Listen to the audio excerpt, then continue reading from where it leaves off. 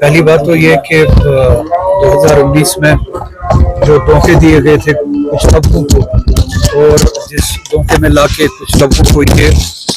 गुमान हुआ था कि 2019 5 अगस्त के फैसले शायद उनके हक में है, आज उन पे भी हकीकत वाज़ेह हो चुकी है कि 5 अगस्त 2019 के जो फैसले थे न सिर्फ कश्मीरी लोगों के खिलाफ थे, पूरे जम्मू कश्मीर अवाम के खिलाफ थे। उसमें चाहे लद्दाख से वाबस्ता लोग हो, जम्मू से वाबस्ता लोग हो या कश्मीर से वाबस्ता लोग हो। 2019 के फैसलों ने हमसे हमारे इख्तियारात छीने, हमसे वो स्टेटस छीना जिस स्टेटस के जरिए हम अपने फैसले खुद करते थे। दूसरी बात ये कि जिस तरह से लद्दाख के लोगों ने, जब हम लद्दाख की बात करते हैं उसमें करगिल भी है, लेह भी है, लोगों ने ये डिमांड की थी कि या तो हमें जम्मू कश्मीर के रियासत के साथ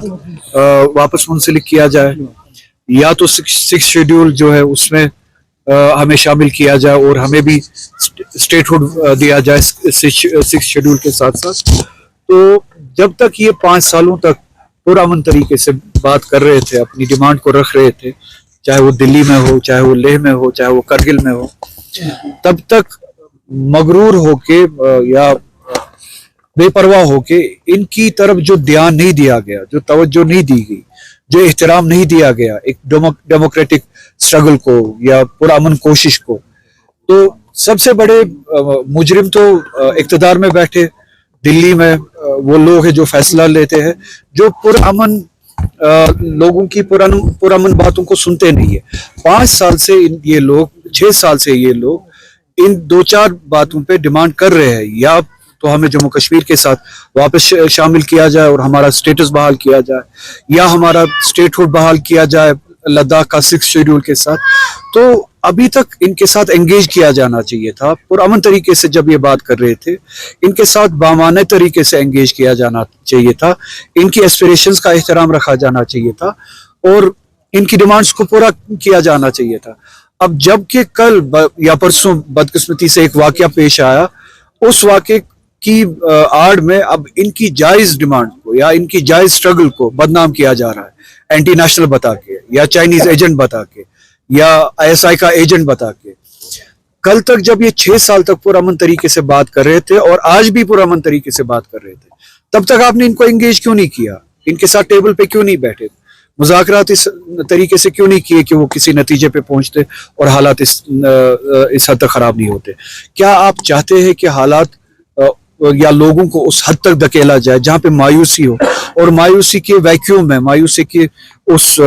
सिचुएशन में इस तरह के वाक़यात हो और आप इस तरह के वाक़यात का नाजायज फायदा उठा के फिर लोग जो जिनकी एस्पिरेशंस होती है उनको एंटी नेशनल करार दे, उनको मुल्क दुश्मन करार दे और उनकी जायज डिमांड पे जो है आप पैर रखे या रोन दे? तो मेरी आपके जरिए से गुजारिश होगी लद्दाख के अवाम के साथ कि वो पुरअमन तरीके से अपनी स्ट्रगल करते रहे, हम सब उनके साथ हैं। अगर वो चाहते हैं कि उनकी डिमांड ये हो कि वो जम्मू कश्मीर के साथ मुंसलिक हो, हम उनके साथ हैं। अगर वो 6 शेड्यूल के साथ साथ अपने स्टेटस की वापस बहाली के लिए कोशिश करना चाहते हैं, हम उनके साथ हैं। 6 शेड्यूल के साथ साथ अपने स्टेटहुड के साथ के बारे में बात करना चाहते हैं, हम उनके साथ हैं। पुरअमन तरीके से वो अपनी लड़ाई लड़े, जम्मू कश्मीर के अवाम उनके साथ है।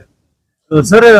ये सकीना इत्तू साहिबा ने पिछली बार बोला था कि रोला साहब उमर गवर्नमेंट को निशाना बनाते, जबकि वो खुद असेंबली में है, तो ये पार्लियामेंट में है, तो वहां पर तो कोई बात नहीं करते। वो सबके सामने इस पार्लियामेंट में क्या बातें होती है, क्या बातें नहीं होती है, वो सबके सामने, इन बातों का जवाब मुझे देने की जरूरत नहीं है। रूला साहब, जो लद्दाख में हालत बनी, लद्दाख में स्टेटहुड को लेकर मांग की जा रही थी, इधर जम्मू कश्मीर में भी स्टेटहुड को लेकर लगातार आप मांग कर रहे हो, क्या लद्दाख में जो कुछ हुआ उसके असरात जम्मू कश्मीर में पड़ सकते हैं, और क्या जम्मू कश्मीर में अब स्टेटहुड की मांग को छोड़ा जा सकता है? न सिर्फ स्टेटहुड बल्कि हमारा स्टेटस जो था 370 के जरिए जो हमारी प्रोटेक्शंस थी आईन में, वो कल, उसकी डिमांड कल भी जिंदा थी, आज भी जिंदा है। कभी आप लोगों में वो मायूसी देखते, वो इस वजह से है कि जो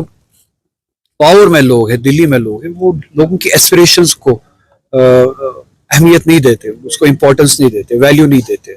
उसका मतलब ये नहीं है कि लोगों ने अपनी जायज एस्पिरेशंस छोड़ दी है। तो लद्दाख में जो डिमांड है लोगों की, जो स्ट्रगल है, وہ ریفلیکشن ہے جو جموں کشمیر کے لوگ کی عوام جو ہے ان جنرل جو فیل کرتے ہیں. تو بہتر ہوگا اس ملک کے لیے جب تک پرامن طریقے سے ڈیموکریٹک طریقے سے لوگ اپنی بات کرتے ہیں, اپنے ایسپریشنز کے بارے میں بات کرتے ہیں, اپنے حقوق کے بارے میں بات کرتے ہیں, تو ان کو سنا جائے اور ان کی جائز مانگوں کو پورا کیا جائے, ہمارے اسٹیٹس کو بحال کیا جائے. خدا نہ خاصا اس طرح کا ویکیوم کریٹ نہ ہو کہ جس میں جو ہے پھر اس عوام کو بھی اور ملک کو بھی نقصان اٹھانا پڑے. یہ کسی کے حق میں نہیں ہے. جمہوری طریقے سے پرامن طریقے سے اگر جموں کشمیر کے عوام ہم سب اپنی ایسپریشنز کے بارے میں بولتے, اپنے رائٹس کے بارے میں بولتے, تو یہ ملک کے حق میں ہے کہ جو دلی میں طاقتیں ہیں وہ جموں کشمیر کے لوگوں کی بات کو سنے اور اس کو پورا کرے, اس پہ عمل کرے. ہماری پروٹیکشن جو 370 کے ذریعے ہمیں جو پروٹیکشنز تھی اس پوری ریاست کو بشمول لداخ, وہ پروٹیکشنز ہمیں واپس دے اور وہ اسٹیٹس ہمیں واپس دے. عمر عبداللہ نے کل کہا تھا کہ ہم بی جے پی سرکار کو جموں کشمیر میں نہیں آنے دیں گے, ہم اپنی طریقے سے کام یہاں پہ کر رہے ہیں اور ہم کرتے رہیں. تو اچھی بات ہے, جموں کشمیر کے لوگوں نے ووٹ ہی اسی لیے دیا تھا پچھلی اسمبلی الیکشن میں کہ بی جے پی کو جموں کشمیر سے دور رکھا جائے. تو یہ ہماری ذمہ داری ہے, یہ کسی پہ مہربانی نہیں ہے, ہماری ذمہ داری ہے اس وعدے پہ عمل کرنا ہے. اس تنظیم نے ووٹ لیا ہے اس بات کے لیے کہ ہم بی جے پی کو اس ریاست سے دور رکھیں گے. یہ مہربانی نہیں ہے, وہ اپنے قول پہ اور اپنے وعدے پہ عمل کرنے کی بات ہے. شکریہ.